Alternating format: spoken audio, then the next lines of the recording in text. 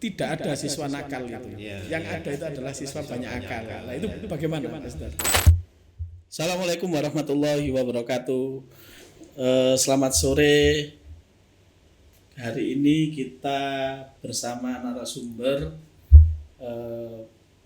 Insinyur Sudarusman atau lebih dikenal Pak Sudar. Ya, selamat sore Pak Sudar. Selamat sore. Assalamualaikum para pemirsa semuanya. Waalaikumsalam ya Pak Sudar.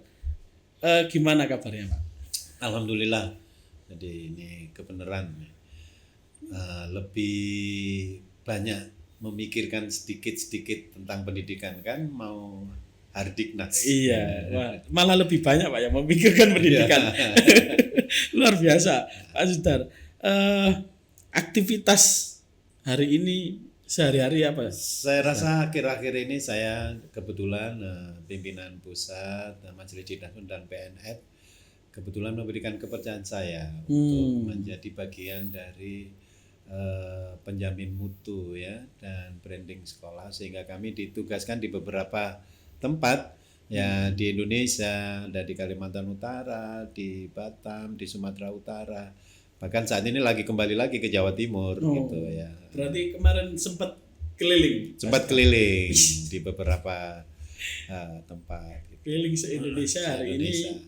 Kembali ke Jawa Timur. Ke Jawa Timur juga berkunjung di pesisir ya. Saat ini kebetulan tugas di pesisir Lamongan Utara dan Lamongan Selatan.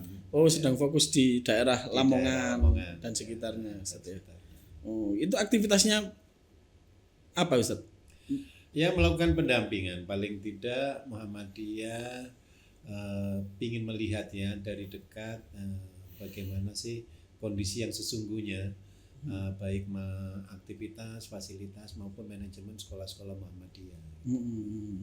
Jadi melihat bagaimana perkembangan dan sekolah-sekolah menyiapkan apa manajemen sekolahnya dan aktivitasnya juga fasilitasnya gitu kan, bagaimanapun juga harus disesuaikan dengan situasi dan kondisi saat ini. Dan itu atas ini Ustaz ya, apa arahan dari pimpinan pusat. Iya, betul. Jadi pimpinan pusat itu membuat tim gitu yang diikuti oleh ya minimum itu yang dipanggap mampu gitu ya melakukan pendampingan itu se-Indonesia sejumlah 42-an gitu, diawali dengan pelaksanaan Disuspala itu memberikan pembekalan kepada kepala sekolah, sedangkan dilanjutkan setelah pasca Disuspala dilakukanlah pendampingan ini paling tidak itu ada sedikit mengamati apakah para peserta Disuspala itu mampu mengimplementasikan apa yang mereka peroleh gitu ya kan gitu. Nah, sejauh Pak Sudar mendampingi sekolah-sekolah yang ada itu tadi, dan mungkin ketika proses Disuspala Pak Sudar menemukan apa kira-kira dari selama ini yang sudah dilakukan di Muhammadiyah dalam konteks pendidikan? Saya rasa banyak hal ya. Dari sisi aktivitas memang masih banyak di daerah-daerah tertentu itu terutama pada tataran pedagogik itu juga masih belum bisa disetarakan ya dengan pendidikan-pendidikan yang ada di tengah kota yang telah lebih maju. Ya, karena bagaimanapun juga hubungan dengan aktivitas ini sangat berhubungan erat dengan SDM gitu ya. SDM itu yang saya amati. Dari sisi fasilitas juga sama. Masih tidak paham bagaimana sih ruang pembelajaran itu yang bagus, yang ideal. Pencahayaannya harus dari kanan dan kiri, tidak boleh dari depan dan belakang. Itu juga nggak paham, bahkan sampai pada tataran pewarnaan aja itu juga tidak paham gitu ya. Tapi itu tidak di semua, ada beberapa sisi-sisi yang lain juga sudah mulai memahami. Dari sisi manajemen juga sama. Jadi mereka masih menganggap bahwa cara-cara lama itu masih dianggap relevan. Padahal pada sisi lain kita ini kan perlu mempersiapkan generasi yang harus mampu bersaing di masa akan datang. Ya. Nah, kerangka berpikir ini yang perlu diangkat, bahwa dia harus paham betul bahwa pendidikan itu apa yang kita nikmati hari ini itu kan hasil dari produk masa lalu ya. Nah, sedangkan apa yang akan kita nikmati di masa depan itu sebenarnya produk kita saat inilah, itu yang kadang-kadang nggak terpikirkan. Sehingga banyak hal apa yang mereka berikan itu menjadi tidak relevan gitu ya. Untuk hari ini. Untuk hari ini mungkin masih relevan, tapi 5-10 tahun ke depan itu justru menjadi tidak relevan karena dia tidak memiliki kemampuan melihat ke depannya itu. Menarik, Ustaz. Masih terkesan konvensional, Pak Sudar tadi mengatakan.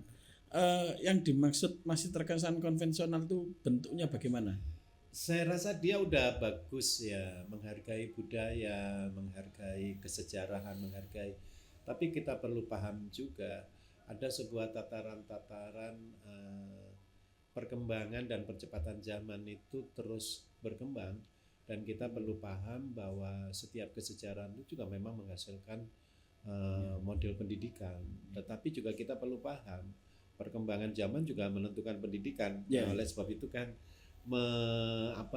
mengintegrasikan dua pemikiran inilah yang dituntut sebagai orang-orang yang memang bergerak di pendidikan. Kalau tidak, kita nanti akan menghasilkan alumni atau generasi muda yang nggak mampu bersaing, karena apa yang kita produk ini sebetulnya udah kedaluarsa, jadi tidak relevan lagi kan? Untuk hari ini ya.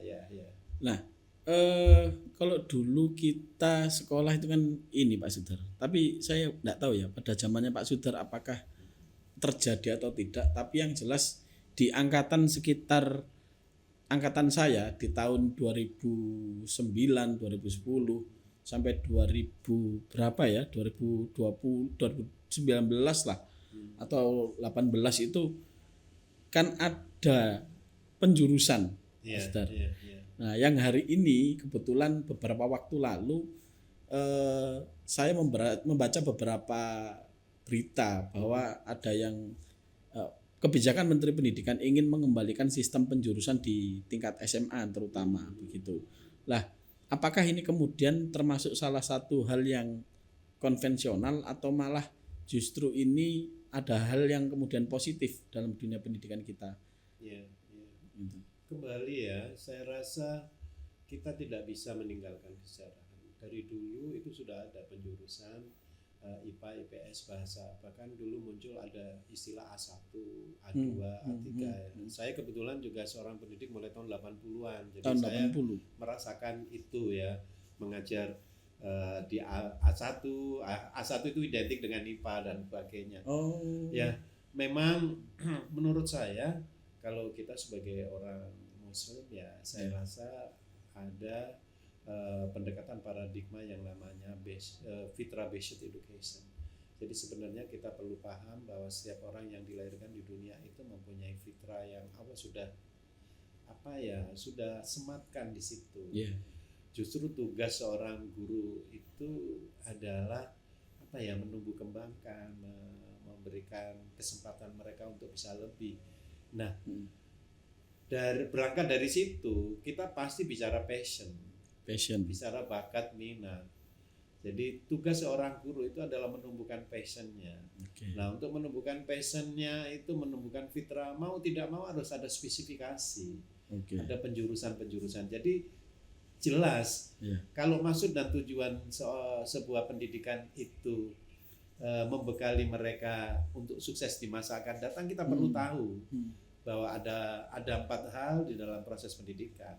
Ada pengetahuan, ada pengalaman, keterampilan, dan kecakapan hidup. Dan yang pengetahuan tidak bisa dipisahkan dengan spesialisasi tadi, khususon tadi ya. Jadi kekhususan. Maka harus ada penjurusan, karena dengan adanya lebih awal kita memahami passion siswa untuk dibekali, maka jauh lebih mudah. Karena bagaimanapun juga di pendidikan kita kan ada 2, ada SMA dan ada SMK. Ya, untuk yang di SMA harus karena mereka orientasi pengetahuan kan lebih dominan. Untuk apa? Karena orientasinya adalah melanjutkan ke jenjang yang lebih tinggi. Lebih tinggi di perkuliahan. Ini kalau nggak spesifik ya agak-agak susah. Iya, gitu, karena di perkuliahan kan mulai memilih jurusan, Pak. Iya. Jadi oleh karena itu ini, tetapi jangan diartikan sempit gitu. Tidak cukup hanya pemetaan pada bakat minat, tetapi tetap harus dibarengi dengan pemilahan akademis gitu. Artinya tes akademis itu juga masih dibutuhkan gitu untuk mendukung minat dan bakat pada siswa itu. Iya. Sebagian ada yang berpendapat begini, Pak Sudar. Ini terlepas dari apakah kemudian kurikulum merdeka itu cocok atau tidak, Pak Sudar ya. Ada yang berpendapat seperti ini, bahwa seharusnya ilmu pengetahuan itu ya diberikan semuanya, kemudian siswalah, peserta didiklah yang kemudian memilih dia ini passionnya kemana. Nah, apakah ini kemudian relevan dengan kondisi maupun kebutuhan pendidikan kita hari ini? Ya tidak seperti itu. Jadi kita ini ditugasi untuk membantu ya. Tadi fitrah tadi itu. Ya. Kita menyuai dan mengembangkan. Tidak bisa dia dikembangkan dengan sendirinya, harus mendapatkan dukungan. Toh ada pada tataran pendidikan kita itu ada masa tanam gitu ya, lalu ada masa menuai nanti, dan ada batasan loh. Ada istilah pubertas awal, pubertas tengah sampai pada dewasa utama. Kita ini punya keterbatasan lah. Keberadaan kita ini sebetulnya kita bicarakan di penjurusan ini pada tataran menuju dewasa utama, maupun tidak mau kita harus memberikan bekal gitu, memberikan arahan agar mereka sukses. Jadi pendidikan benar-benar berfungsi sebagai miniatur ya. Sebuah pendidikan yang sesungguhnya nanti kan gitu. Jadi kalau itu tidak dijuruskan, mereka disuruh pilih sendiri. Yang terjadi memang pernah terjadi di jurusan itu. Aku senang pilih IPA saja, akhirnya ada istilah salah pilih, jadi tidak relevan dan sebagainya kan gitu. Iya, kadang-kadang anak-anak itu di tengah-tengah ada, waduh kok salah pilih ya, kok ternyata begini, karena tidak ada pengarahan yang jelas. Betul. Seharusnya dimulainya dari asesmen. Iya, minat bakat kemudian di asesmen secara kemampuan akademik juga setiap harus. Siswa gitu ya. Sehingga kita tahu artinya fitrah tadi Pak Sudar ya, fitrah anak-anak kita itu lebih condong pada akademik yang apa? Iya, betul. Apakah sosial, apakah IPA atau bahkan bahasa kan begitu Pak Sudar. Penjurusan. Nah, ini menarik Pak Sudar. Kira-kira apa yang kemudian menjadi kelebihan? Ya memang semua sistem pasti akan memiliki celah kurangnya, tapi kan kemudian kita harus mengetahui kira-kira sisi lebih dari sistem penjurusan ini apa, agar kemudian ini Pak Sudar, berharapnya adalah sekolah-sekolah tidak kemudian mengikuti kebijakan pemerintah itu hanya semata-mata karena sebuah kewajiban, tapi mereka sekolah-sekolah ini kan kemudian harus punya inovasi dan tahu harus ini diapakan kebijakan pemerintah kan begitu. Nah, kira-kira kelebihan dari sistem penjurusan apa, Pak Sudar? Saya rasa memang ini nggak bisa digulirkan sendiri ya. Hampir setiap satuan pendidikan insya Allah mempunyai kemampuan melakukan revitalisasi sendiri-sendiri. Nggak mungkin dibiarkan begitu saja. Ada yang ideal memang dari awal para siswanya sudah dipetakan berdasarkan minat bakat ya. Nanti pada kondisi tertentu baru ada tes akademis gitu, setelah tes akademis tidak hanya cukup sampai di situ, karena kita ini mengantarkan anak-anak, walaupun tidak semua kan, ada yang berorientasi setelah ini aku kerja dulu, tapi ada yang langsung ke perguruan tinggi. Nah, yang langsung ke perguruan tinggi bila perlu dipetakan lagi, kamu masuk jurusan apa, fakultas apa, kuliah di mana, bahkan sampai sedetail itu. Seorang lembaga satuan pendidikan mempersiapkan diri untuk lebih detail gitu. Jadi karakteristik UNER, karakteristik ETS, karakteristik UGM, karakteristik itu kan berbeda-beda. Betul. Ya kan? Sehingga kita lebih benar-benar kita ini memang mempersiapkan gitu loh. Anak-anak kita itu mau kemana gitu. Nah, itu tetapi resikonya ada sih beberapa kelemahan. Orang tua cenderung masih ada pemikiran bahwa IPA itu lebih bagus dari IPS, masih betul. lebih bagus. Itu yang kadang-kadang ada sisi-sisi pemaksaan. Betul. Atau ada dikotomi gitu ya, bahwa anak IPA itu lebih seharusnya ini yang perlu digambarkan, sebetulnya tidak gitu. Tidak itu perlu. Iya, memang ini Pak Sudar. Kalau bukan zaman dulu ya zaman saya lah. Ada sebuah mindset yang muncul bahwa anak IPA itu ini tanpa merendahkan Pak Sudar, maksudnya. Tapi ini adalah mindset yang muncul bahwa anak IPA itu anaknya pinter-pinter, rajin-rajin gitu. Yang IPS itu nakal-nakal gitu. Padahal tidak ada hubungannya kan Pak Sudar. Nggak ada hubungannya. Nggak ada hubungannya sama sekali. Bahkan saya sempat mendengar Pak Sudar itu pernah mengatakan begini. Tidak ada siswa nakal itu. Yang ada itu adalah siswa banyak akal. Nah, itu bagaimana Pak Sudar? Ya, saya rasa ini perlu dipahami bersama, karena bagaimanapun juga setiap anak itu mempunyai tadi fitrah yang berbeda. Ya, mereka anak-anak yang selalu pada kecerdasan tertentu. Jadi saya punya tanggapan, kan ada EQ, ada EQ, ada SQ juga ya. Lalu yang satunya apa itu? EQ. Ya, pakai E. Ya, pakai I, E pakai dan I, S. E, S ya. Nah, sedangkan I sendiri, kemampuan berpikir anak itu saya lebih cenderung mengatakan masih kecenderungannya dia berbanding lurus dengan usia. Jadi terkadang kita memberikan bekal pengetahuan itu di anak yang usianya masih muda dengan tua, itu lebih muda yang tua gitu.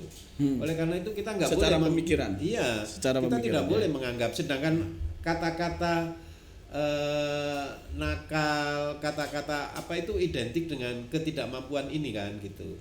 Anak kecil memang masih nakal, tapi pada saatnya nanti juga tidak karena tergantung akal mereka. Akalnya gitu. Berkembang bagaimana? Gitu.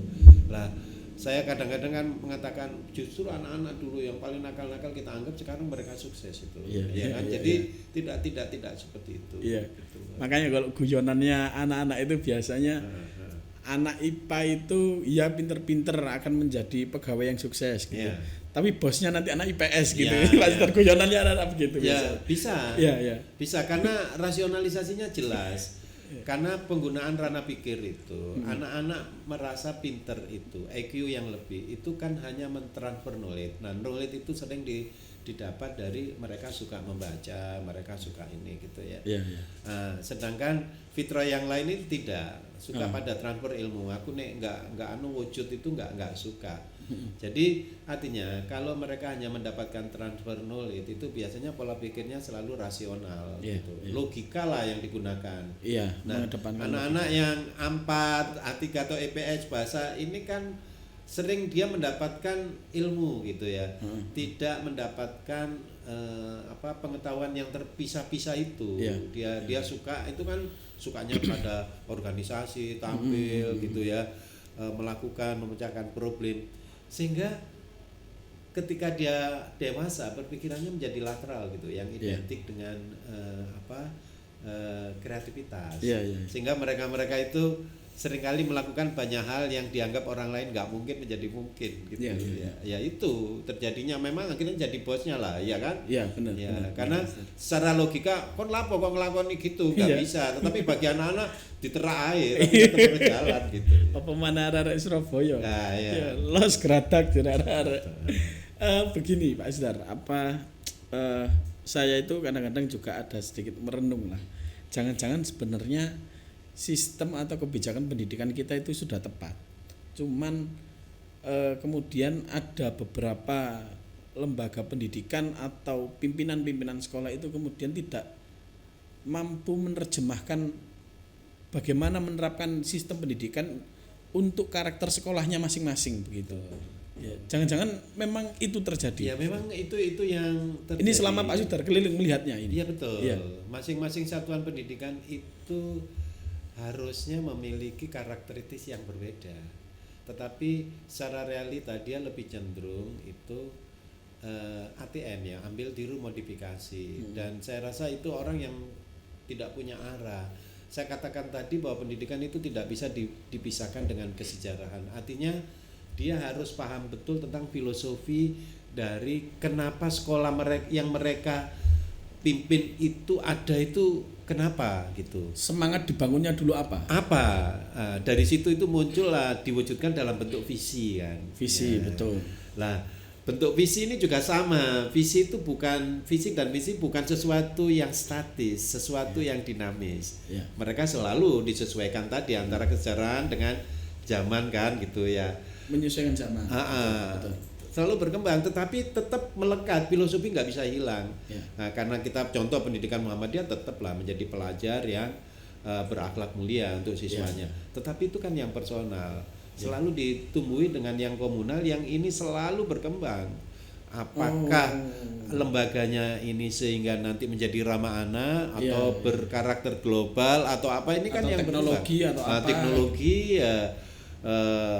Apa menjadi Islami dan monggo lah. Nah, sedangkan dari visi ini mereka sudah punya, maka di breakdown lah menjadi misi, menjadi cita-cita. Kan tadi kan angan-angan gitu ya. Lalu menjadi cita-cita personal. Pertanyaannya saya satu, sampean jadi guru, kepingin jadi murid apa, itu namanya misi gitu. Aku kepingin siswaku punya adab, oke tulisan gitu. Apalagi itu minim ada 5. Lalu lembaga kan juga punya, sudah lembaga itu mau jadiin apa gitu, ya kan. Lah sementara saya melihat keliling itu tidak banyak mereka yang paham tentang visi misi sekolahnya. Ya mana mungkin dia bisa melakukan banyak hal, sehingga apa yang terjadi, mereka banyak melakukan banyak aktivitas yang tidak berdampak. Tidak memiliki value, tidak memiliki nilai-nilai yang ada, bahkan dia sendiri tidak paham gitu. Value apa yang harus saya ciptakan? Akhirnya jatuhnya formalitas. Aktivitas sekolah akhirnya pembelajaran, evaluasi, rapotan kan begitu saja. Dan itu pun nggak ngefek karena yang namanya kurikulum itu juga identik dengan visi dan misi, karena visi misi itu standar pendidikan itu nomor 1, tujuan pendidikan. Baru setelah kita menentukan visi misi, kita baru bicara tentang kurikulum, baru bicara standar proses pembelajaran. Nah sementara kita langsung ngomong itu di proses pembelajaran, padahal ini itu baru terintegrasi dengan kurikulum visi, dan kurikulum 8 standar. Betul. Memang kadang-kadang apa ya? Yang saya rasakan Pak Sudar, ya meskipun ada dampak positif lah kepada diri saya pada zaman saya dulu sekolah. Kadang-kadang sekolah itu memang terkesan ya dari dulu harapan sekolah itu ya begini untuk siswa kan begitu. Tapi tanpa melihat, ini kan hanya untuk siswa personal Pak Sudar. Tapi tanpa melihat apa yang sedang terjadi pada perkembangan zaman. Jangan-jangan nanti siswa itu tidak mampu menjawab tantangan zaman. Kan ini menjadi persoalan Pak Sudar. Akhirnya anak-anak merasa bosan untuk sistem pendidikannya, pelajarannya kok begini-begini saja. Sedangkan kita tahu Pak Sudar, setiap anak itu sudah belajarnya lebih cepat. Hari ini kan gadget di tangan itu kan informasi luar biasa. Kalau guru hanya kemudian mengacu pada sistem yang lama, ya guru menjadi tidak relevan ketika di dalam kelas. Begitu. Tapi itu sudah dijawab dengan pemerintah itu ya, Permendiknas perubahan dari pengajaran ke pembelajaran. Dari apa Pak Sudar? Dari pengajaran ke pembelajaran. Ya, ciri-cirinya termasuk pendidikan itu sudah tidak lagi berpusat pada guru, berpusat pada siswa. Ya, kalau dulu itu kan guru masuk, buka halaman ini, gitu. Seharusnya yang menentukan siswa. Itu pengajaran Pak Sudar ya? Iya, itu pengajaran. Yang lama itu zaman sekolah itu pengajaran gitu ya. Kalau pembelajaran itu sudah tidak begitu. Terus pembelajaran tidak dibatasi ruang dan waktu. Terus pembelajaran itu lebih menyenangkan, tidak ada tekanan, itu ada itu di proses perubahan. Tetapi banyak guru kita yang nggak mau juga gitu. Padahal ini sistem yang diatur oleh pemerintah. Pemerintah sudah ada. Sudah ada. Berarti seharusnya sekarang pendidikan itu kembali kepada siswa. Iya, kembali kepada siswa. Apa yang mereka cari? Bukan ada yang mereka cari, artinya subjeknya itu dia. Jadi dia yang menentukan segala-galanya gitu ya. Jadi Artinya guru hanya memfasilitasi, menjadi fasilitator. Iya. Jadi artinya ada sesuatu yang terkadang kita nggak tahu jadinya. Lah itu kalau dulu kan enggak, kamu kudu nurut sampai aku gitu. Tapi kalau sekarang enggak. Ketika siswa mengendaki begini, maka guru mau tidak mau harus mempersiapkan diri. Nah, itu yang saya maksud pedagogi guru itu yang saat ini tidak bisa mengikuti zaman. Pedagogi itu kan kemampuan mengajar, kemampuan mengelola materi ajar, kemampuan dia mengambil materi di dunia maya yang begitu luas itu sehingga menjadi bagian dari materi yang akan diajarkan. Nah, itu dia tidak mampu, kadang-kadang terdahului oleh siswa kan. Siswa udah tahu lebih dulu. Nah, jika pedagogi seorang guru itu mampu, ya saya rasa kehadirannya selalu ditunggu. Dan indikatornya satu, siswa ada keberanian bertanya kepada gurunya. Jika siswa sudah mulai tidak berani, itu ada indikator bahwa guru menjadi sentral lagi. Iya, biasanya kan di kelas kan guru tanya Pak Sudar. Ayo siapa yang tanya? Diam. Siapa yang tidak paham? Diam. Siapa yang paham? Diam. Nah, ini berarti tanda-tanda bahwa indikator guru masih menjadi pusat daripada pembelajaran. Karena siswa akhirnya tidak berani mengeksplor. Tapi ini kemudian relevan Pak Sudar ya dengan sistem penjurusan ini ya hari ini. Sangat relevan. Dari di situ kita menjadi lebih paham, sangat spesifik sekali gitu bahwa siswa si A ini punya kelebihan di sisi ini. Maka dari itu yang namanya asesmen akademis itu kan perlu gitu. Asesmen akademis. Jadi artinya perkembangan anak ini kan terus ini. Enggak apa-apa lah, kita nggak boleh kaku IPA, IPS dan sebagainya. Ternyata pada kondisi tertentu mereka mengalami sebuah perubahan yang drastis ya. Itu kan nanti banyak unsurnya. Ada guru BBBK, banyak ini dan sebagainya. Kurikulum 2013 dengan gaya penjurusan seperti itu, lalu meningkat dengan merdeka belajar dengan kebebasan, tetapi dengan masih ada istilah peminatan. Sebenarnya tinggal mengintegrasikan saja. Tinggal mengintegrasikan. Sebetulnya tidak harus kita cemaskan perubahan ini enggak. Cuman banyak faktor-faktor lain lah yang berhubungan dengan pastinya kita harus tetap memperhatikan faktor perkembangan zaman, lingkungan sosial dan ini situasional satuan kependidikan. Ini yang juga perlu. Itu maksudnya gimana, Mas? Artinya begini. Mungkin apa yang kita sampaikan itu ideal bagi sekolah-sekolah negeri tertentu atau sekolah swasta bagi mereka yang bisa dikatakan standarisasi jumlah murid, standarisasi SDM semua memenuhi syarat betul. Tapi saya yakin maka dari itu kreativitas pengelola satuan pendidikan itu benar-benar dibutuhkan. Ketika jumlahnya sedikit, seperti apa yang mereka harus lakukan? Ketika SDM-nya nggak mumpuni itu, maka dari itu ada istilah sinergitas kemitraan antara sekolah satu dengan yang lain itu harus sudah mulai dilakukan. Jadi tidak boleh karena jumlahnya cuman kecil ini dibagi PAS nanti gurunya tekondi itu enggak boleh seperti itu. Itulah sebuah problem yang mereka harus pecahkan. Karena kalau kita nanti hanya persoalan itu, kita enggak mungkin mencapai sesuatu yang ideal lagi. Betul.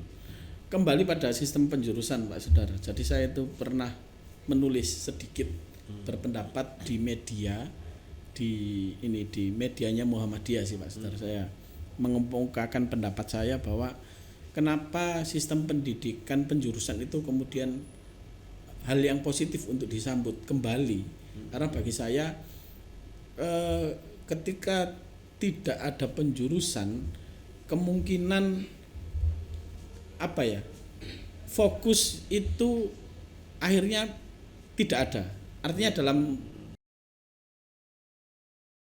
Artinya dalam proses pembelajaran itu akhirnya tidak fokus sehingga hilanglah kemudian kepakaran.